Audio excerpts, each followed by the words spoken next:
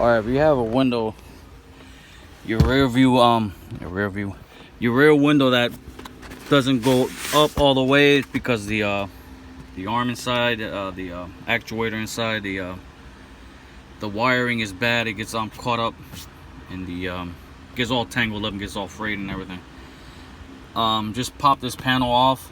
You can raise the window up manually with a battery, and raise the motor all the way up, and then just lock it in and leave it in and leave it unplugged until you can get around to working on it again. Replace that whole jazz in there. It's not an easy job. You got to take that arm off. I mean, it's not that hard. It's just very time consuming, and you gotta know what you're doing. I've done these a number of times in the past, and like I said, the whole panel here has to come off. You got to remove the seat to get to the bolts on the bottom. Then you got to remove this part right here, this or not really, you can just pull it off, because like I said, I'm just gonna unplug it and just let it drop to the side. I'll show you in a few seconds what I mean. What you want to do is you just want to give yourself some space here. You want to remove the seat here, you want to remove the back here, and to remove the bottom seat, you see these two red tabs here. There's one on either end. Just push them at the same time this way, away from each other. You do both of them together and the whole seat will pop out. And then you got the backrest right here, and that's a 10mm. You want to get yourself a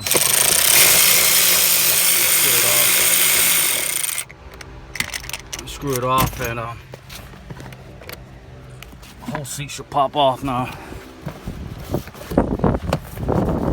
All right, I can't do it with one hand, but you get the idea. Like I said, you want to unbolt the bolt on the bottom, and then lift the seat up, and it'll slide off from these two hinges right there, the hinges that are behind the thing, the backrest there.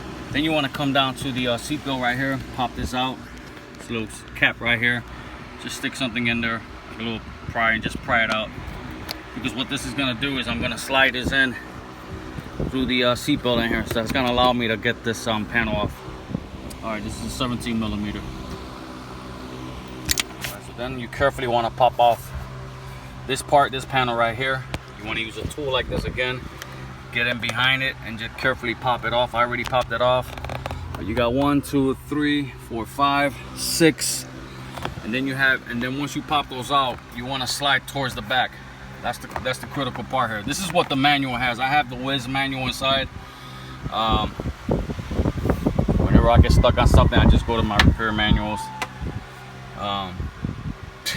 Don't ever believe any mechanic that tells you he knows how to do everything. Every mechanic has to go to a shop manual at one point or another. That's what I did. So don't miss it. So you push it back, push the panel back, and it slides out.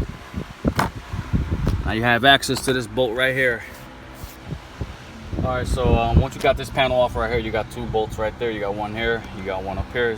They're Phillips, and you can see I took mine out. But before you take them out, make sure you got a magnet in there so that you can pull the screws out, because it is a tight fit in there. Get this guy out over here and get this guy out. And now the whole panel can start coming off now. Oh, so now you got the screws out. Like I said, the seat belt, I loosened it up. Now you can pull this whole panel off, get it out of the way. Like I've mentioned before, you got to be really careful with these Mercedes. Everything plastic on this junk breaks. See, this right here starting to break. I got the other part up there, but everything breaks here. So you're trying to fix one thing and everything else cracks and breaks. All right, so now this part here has to come off. It is the actuator. This is for the seatbelt thing. But this panel has to come off now so that you can have access to the motor for the window. I believe there's 1, 2, 3, 4, 5. Might be another one down the bottom there. All right, so now you want to unplug this right here. This is just to give you move the harness out the way. You want to loosen this right here. Just pull this tab down and then pull the locking pin off, just so you can have room to pull this panel off. You don't want to take it off completely, you just want to get it out the way.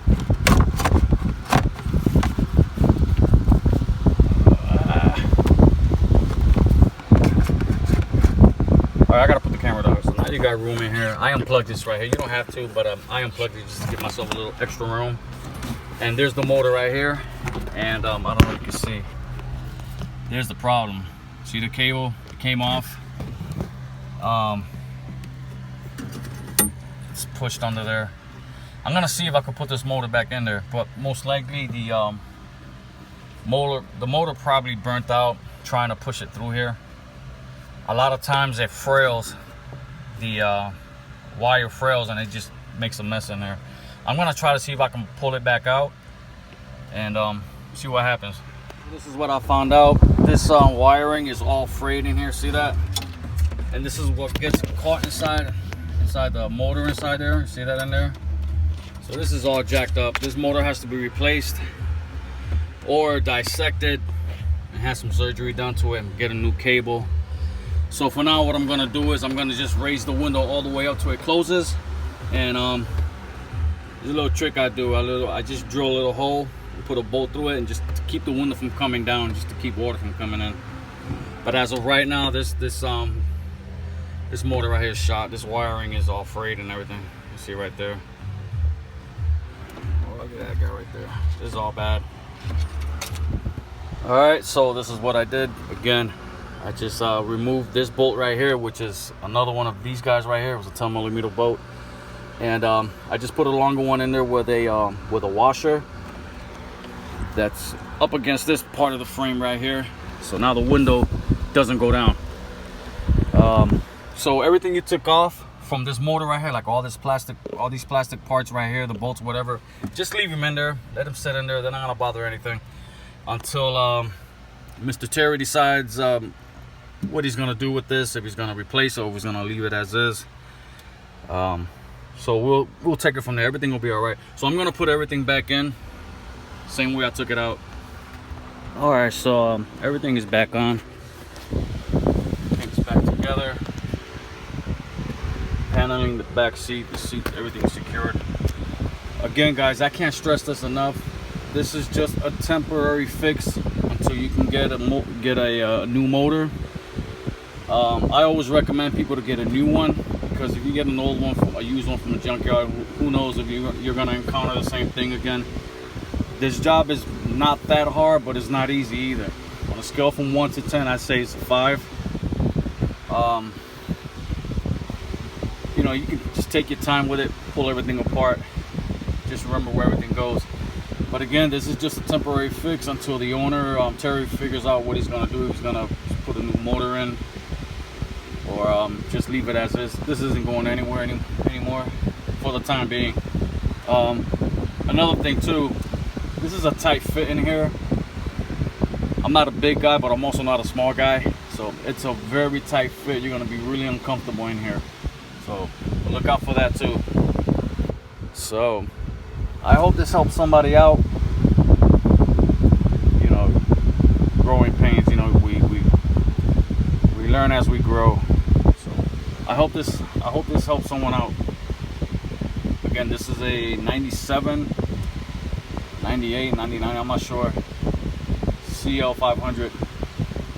This is for Terry out in Georgia.